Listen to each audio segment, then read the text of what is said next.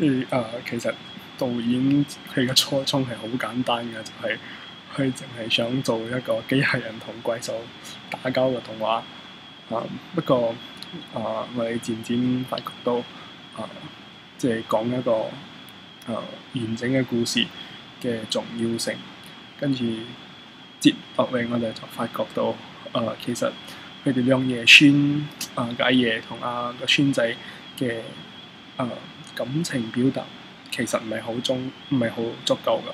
就成套戲入邊得佢哋兩個一齊食飯，一個好薄弱嘅得一個鏡頭，得一個場景，好似稍微薄咗啲，所以我哋喺後邊咧就喺喺個 boy 未上嘅機器人之前，就安排咗一個道別嘅鏡頭，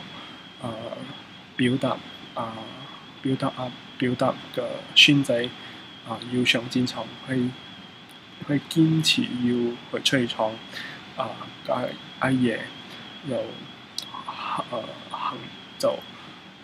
亦都決心放手俾個孫仔出去做佢應該做嘅事。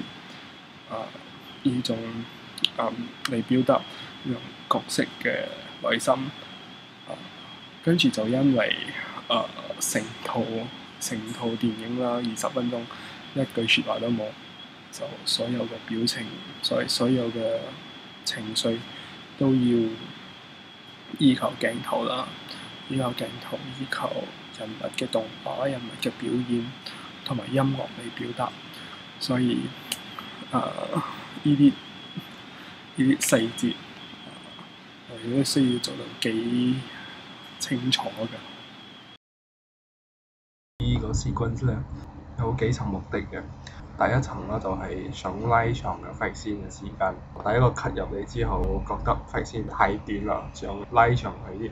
不過拉長之餘都想表達阿 boy 第一次喺個 robot 入邊同個 monster 交鋒，其實佢心裏面係有啲驚嘅。就我哋喺佢告別嗰一段睇到佢好堅定咁樣踏上個 robot，好堅定咁樣飛咗出去，都係覺得係好型仔啊。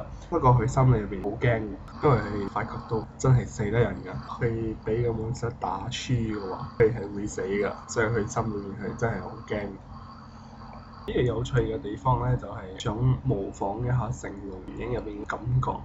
個 monster 俾個 robot 接住嗰陣時，我哋就會用唔同嘅鏡頭睇到個着力點幾次咁，跟住佢先掟翻佢落去嘅地下，想模仿一下成龍嘅電影嗰種感覺嘅。